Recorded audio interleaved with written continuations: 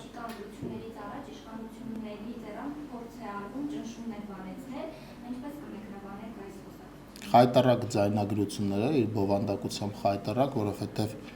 2025 թվականին, 2026 թվականին Հայաստանի Հանրապետությունում կներեք իմ արտահայտության համար, բայց ձայնագրությունից պիտի մեջ բերեմ, հայոյանք դնելով քաղաքացուն ընտրության տանել պարտադրել է, դա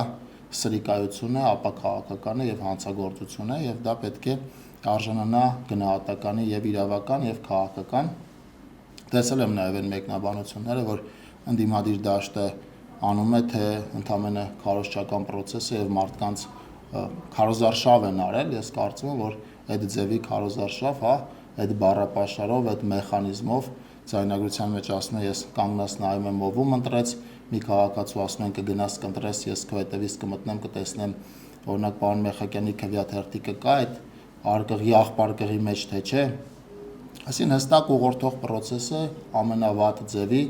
լկտիությամբ եւ հայոյանքներով ամենված, բայց ես նաեւ ուրախ եմ այն առումով, որ վաղարշապացին մինչեւ ձայնագրություն, ձայնագրություն պետք չէր վաղարշապացուն հասկանալու համար ինչն է ընդդիմության էությունը վաղարշապատում եւ ինքը ընդդիմությանը արժանի պատասխան տվել է եւ հիմա ընդամենը ընդդիմադիր ավականու կարգավիճակով իրենք հնարավորություն ունեն առնչվել համայնքային կյանքի հետ, իսկ պատկերացնում եք, եթե այդ մարդիկ դառնային իշխանություն։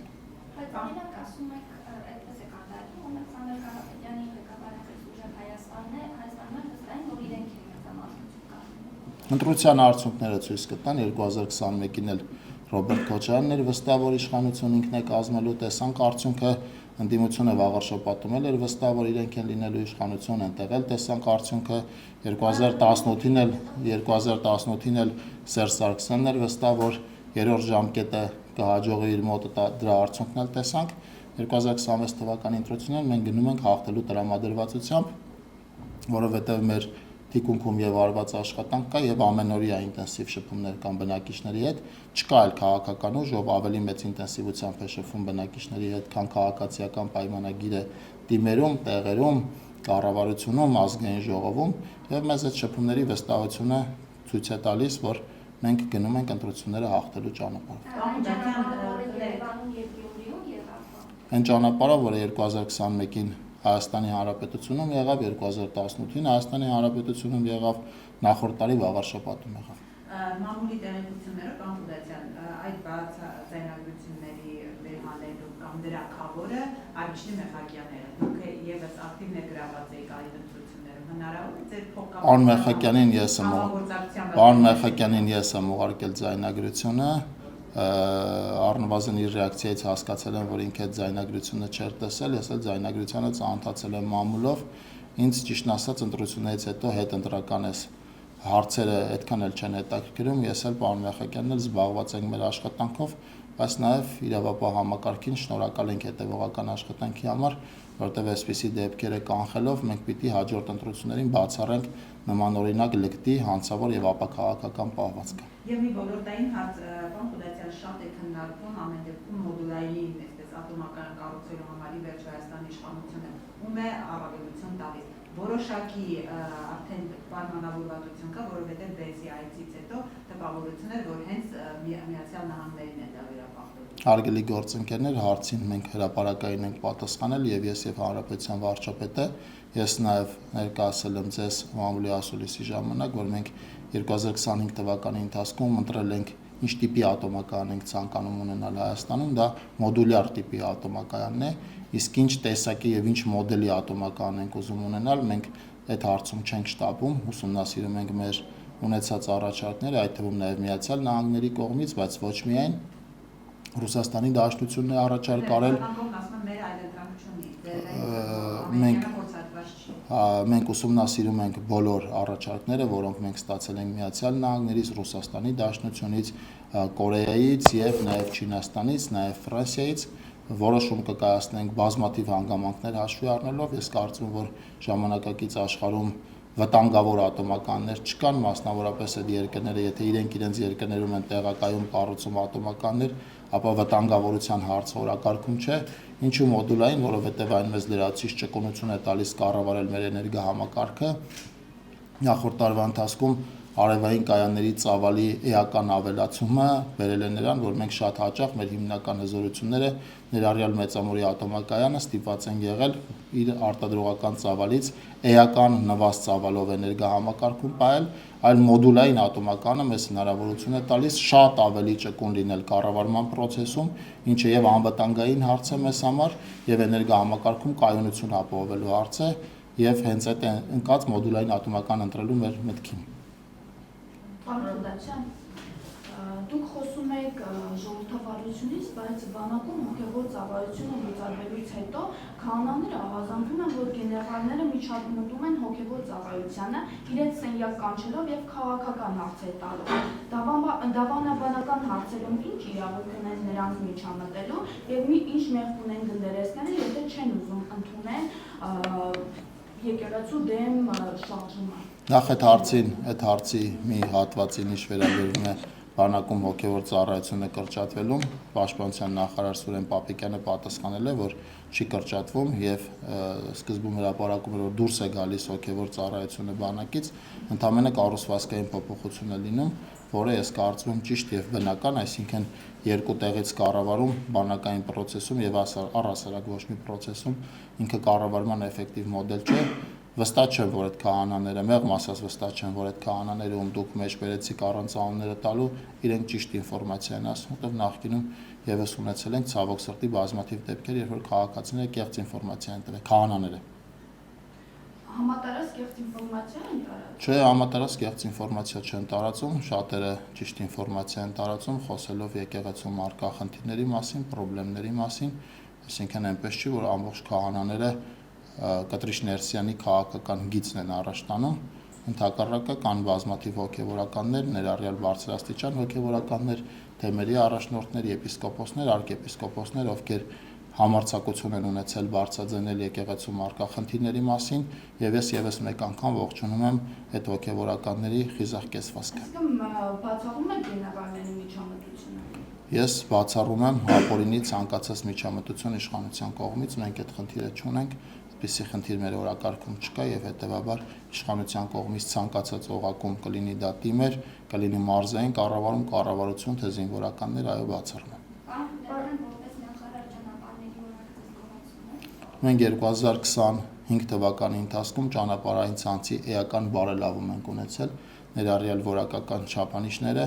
արդյոք կատարյալ են կառուցվում ճանապարհները ոչ, որովհետև դրանք ռեսուրսների խնդիր են, բայց նաև շինարարական ընկերությունների եւ առաջին հերթին շինարարական ընկերությունների ռեսուրսների խնդիր են, բայց այն, որ այս ուղղությամբ էական դրական առաջընթաց կա, դրա մասին փաստում են նաև քաղաքացիները, պիտի ասեմ, որ մենք նախորդ տարվա ընթացքում շուրջ 3 անգամ ավելացել ենք պետական լաբորատորիայի միջոցով լաբորատոր հետազոտությունների ծավալը, մենք շուրջ 11000 լաբորատոր նմուշարում ենք իրականացրել, պետական միջոցներով կառուցված եւ ճանապարհային դեպարտամենտի պատվերով կառուցված բոլոր ճանապարհներից նմուշարում է իրականացնում պետական լաբորատորիան, այդ մասով ավելի քան 4000 նմուշարում ենք իրականացրել, ինչը եռակի ավել է, քան 2024 թվականին իրականացրած է։ Մենք ավելացնում ենք նաեւ ճանապարհային դեպարտամենտի կարողությունները, շինարարները ավելացնում են նաեւ իրենց կարողությունները, նոր տեխնիկա, ավելի պրոֆեսիոնալ աշխատուժ եւ մենք գնում ենք ճանապարհային ցանցի յուրաքանչյուր տարի ավելի բարելավման ճանապարհով եւ վստահ եմ, որ քաղաքացիները դա նկատում են եւ առնվազն իրենցից ստացած ինֆորմացիան դրա մասին է խոսում։ Քաղաքացիներն ասում են, եթե որակով լինեն, հասարակ աղից, երբ որ աղայցանից նամակման այս աշխատանքներով պայմանավորված չեն քանդվի ասֆալտը։ Ճանապարհային դեպարտամենտը, որի պատասխանատուն նաեւ մեր նախարարությունն է եւ քաղաքական պատասխանատուն առաջին հերթին ես եմ, չի կառուցել գետ 1 կիլոմետր այնպիսի ճանապարհ, որի վրա աղ լցնելուց հետո ճանապարհը քանդվի։ Ես վստահ չեմ, որ Երևանում նոր կառուցված ճանապարհ է քանդվել եւ աղի պատճառով իմիջիալոց մենք նախորդ տարի չգիտեմ նոր կառուցված ճանապարհի մասն է խոսքը թե չէ, բայց մենք նախորդ տարի լավ փորձ ենք ունեցել Երևանի քաղաքապետարանի հետ, նաեւ Երևան մտնող ճանապարհների հիմնանորոգման մասով, գիտեք, դեպի Կորեայի ձորի հայտնի ճանապարհն է նախորդ տարի վերանորոգվել ճանապարհային դեպարտամենտի կողմից, դեպի Զվարթնոց օդանավակայան գնացող ճանապարհն է վերանորոգվել, որը կրկին Երևանի ճանապարհ է, դեպի Աշտարակ գնացող հատվածն ենք վերանորոգել եւ պլանավորում ենք քաղաքապետարանի մեր գործընկերների հետ նաև 2026 թվականին համատեղ աշխատանքներ իրականացնել, այսինքն ճանապարհային դեպարտամենտին առաջիկայում կտեսնեք նաև Երևանում ճանապարհաշինական աշխատանքներում ներգրաված։ Պարոն Խուդայցյան, վարչապետը շաբաթներ առաջ հայտարարեց, որ հեցի հարցով շուկայական արժեքի գնահատման գործընթաց է ընթանում։ Ես ուզում եմ իմանալ, ինչ ընկերություն է այդ գնահատումը իրականացնում, ինչ փուլում է հիմա այդ process-ը, ինչ կարող եք այս բանը հայտնել, եւ այդ գնահատումը իրականացվում է, որ սեփականատերերին ինչ որ գին արդեն առաջարկվի վաճառքի համար, թե իշխանությունը արդեն որոշել է գնալ գերակաշարժ ճանաչելու ճանապարհով եւ այս գինը որոշվելու է հենց այս նպատակով, որ գերակաշարժ ճանաչվի։ Թույլ տվեք ես չմեկնաբանեմ, Հանրապետության վարչապետը այդ բանին ունեցած ամբողջ ինֆորմացիան փոխանցել է, եթե այլ հավելյալ ինֆորմացիա տալու անհրաժեշտություն լինի, ապա կամ վարչապետը կամ մեր նախարարությունը կամ պետական այլ գերատեսչություններ կասեն, այս բանի ինֆորմացիան այնպիսին է, ինչպիսին կա,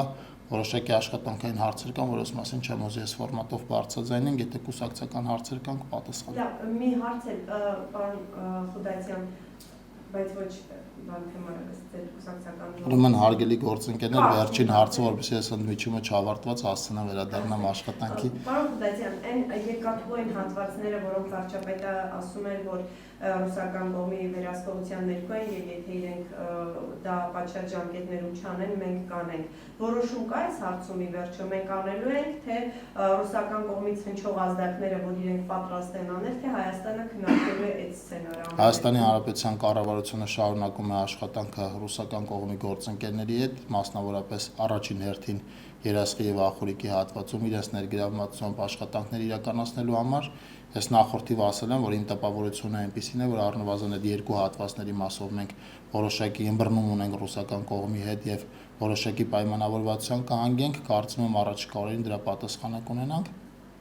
Եթե ստացվի այնպես, որ իրենք անեն դա շատ ավելի լավ, կգնանք այդ ճանապարհով, եթե ինչ որ հարցեր խանգարեն, չնայած իմ ըմբռնումը այնպիսին է, որ պիտի հարցեր չլինեն, որոնք առնվազն երասխի եւ ախորիկի մասով խանգարեն, այդ դեպքում, եթե այդպիսի հանգամանքներ լինեն, Հայաստանի Հանրապետության կառավարությունը ինքը կվերականգնի նշված հատվածներում երկաթգիծը, որտեղ դա ապաշրջափակման տրամաբանության կարևոր կետերից մեկն է, ինչի ուղղությամբ մենք շարժվում ենք։ Ռուսական կողմը ներդրում անելու։ Եթե իմ ասած առաջին տարբերակով լինի, այո։ Այսինքն իրենք պատրաստակամություն հայտնել են կոնկրետ ներդրումների Իմ ունեցած տպավորությունը, որը ես ստացել եմ աշխատանքային process-ների արդյունքում, մենք մոտ ենք այս հարցով պայմանավորվածություն ձեռք բերելուն, այս քանի որ խոսքը երկու կողմերի մասին է, թույլ տվեք ժամանակից առաջ չընկնեմ եւ երբ որ գա պահը դրա մասին հայտարարելու կհայտարարվի, եթե կանի ռուսական կողմ, ապա կանի ռուսական կողմը, եթե չէ, կանի Հայաստանի Հանրապետության կառավարությունը։ Բանակցությունները դուք եք վար։ Բանակցություններում ներգրաված է նաև տարածքային կառավարման եւ ենթակառուցվածքների նախարարությունը, իմ տեղակալ պարոն Սիմոնյանը, որ համակարգում է տրանսպորտի ոլորտը, ինքը ակտիվ քննարկումներ ունի Ռուսաստանի գործընկերների հետ, այս մասով երկաթուղու գործընկերների նկատի։ Պարոն Խուդայցյան, իսկ մյուս մասերով, վարչապետի նշած մյուս հատվածներով, որոնք եւս նույն этаպաշրջափակման Իմ նշած հատվածների մասով է բանակցությունները ռուսական կողմի հետ, մյուս հատվածների մասով տարբեր լուծումներ կան, բայց հարգելի գործընկերներ, այս ֆորմատը այն ֆորմատը չի, որտեղ կուզեմ խոսել։ Բանակցությունները մեկնարկեցին այն բանից հետո, երբ վարչապետը հայտարարեց այդ հատվածների վերանորոգման անհրաժեշտության։ Ես չեմ ֆիքսի վարչապետի հայտարարությունից առաջ է եղել թե հետո, բայց ոչ թե պայմանավորված է հայտարարությամբ, այլ կա անհրաժեշտություն, որի շուրջ Հանրապետության վարչապետը ցանկություն է հայտնել հայտարարություն անել եւ հայտարարություն արել, հիմա կդժվարանամ հստակ քիչ տարբերությամբ գուցե լինի։ Շնորհակալ եմ ձեզ, լավ օր եմ ցանկանում, շնորհակալություն։ Հավանիչ տեսանյութը եւ բաժանորդագրվիչ նորությունները բաց չթողնելու համար